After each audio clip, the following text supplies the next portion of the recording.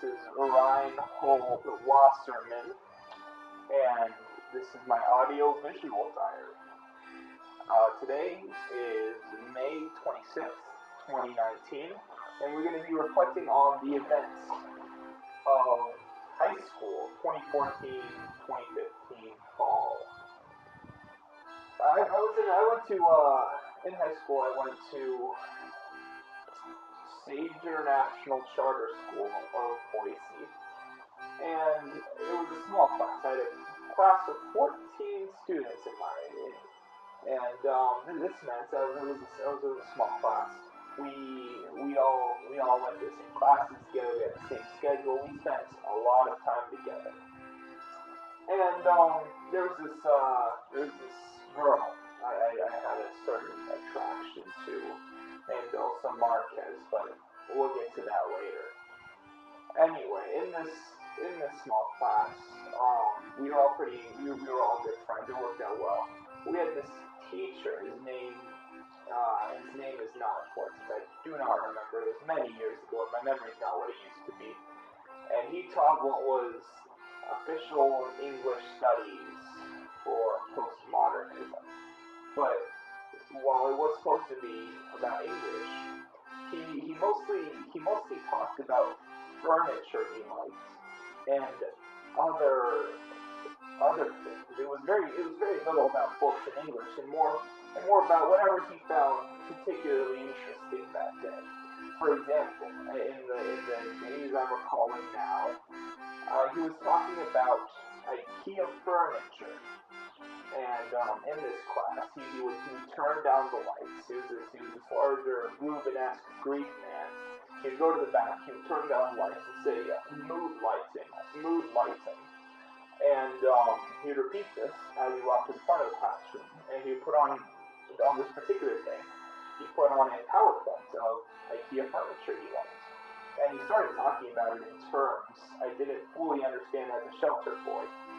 I was a sheltered child, not fully understanding what he meant when he would say, "Oh, this chair has curves I like on a woman," or "This is a very nice curve, and I'd like this chair to sit on me." I still don't really understand the implication of that last one, but it was something. He would go up there, he'd get really into it. Anyway.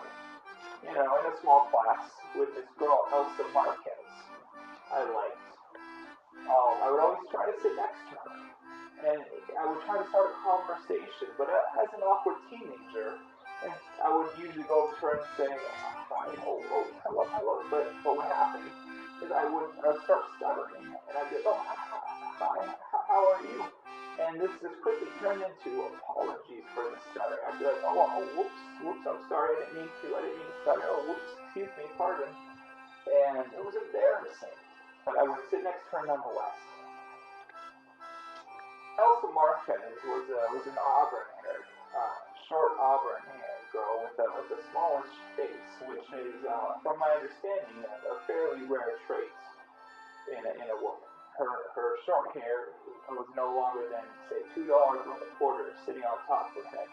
And this indicated to me a certain edginess of personality, which I found quite attractive.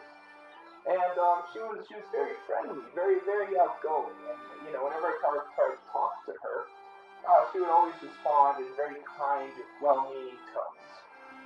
Well, this gets us into the meat of the events, if you will. Of the day that I'm thinking of. Well, I'm not a fan of nuts. I've never liked nuts. Ever since when I was a 4-year-old, I ate too much peanut butter, and I got my mouth glued shut for 3 days, and I had to subsist off the peanut butter gluing my mouth together. And after that day, when I was younger, I was never a fan. And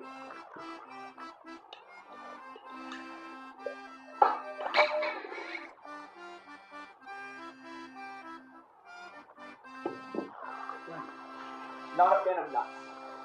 Well, my well-meaning parents, not really knowing this, would often pack me lunch, and they would pack me things like PB days occasionally, and on this particular day, unbeknownst to me, they had packed chocolate-covered peanuts.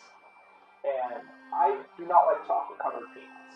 What I do like are chocolate-covered dates. And as we had some at the time at the house, I reach into my bag and pull out this little bag of chocolate-covered nuts. And I'm thinking they are chocolate-covered dates. So this is the core of the problem. It's my misunderstanding here. So, me thinking they're dates, I decided to come up with this clever pun line about, hey, would you like a date? And I'd hand her the date. And then I'd follow that with me. So the whole line, I'd be like, would you like a date with me? And I thought it was smooth. In retrospect, it's idiotic. But, yeah, I went with it. And so the teacher, front of the classroom, I'm so stuck in my head. I'm trying to think of this line. I'm so nervous. He unbeknownst to me, he stops talking. And he's looking at me, ready to play his part in the events to come. And as I'm saying, would you like to?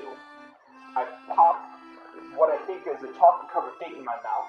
I bite down on it, getting it this particularly salty, nutty flavor. And I can't stand it.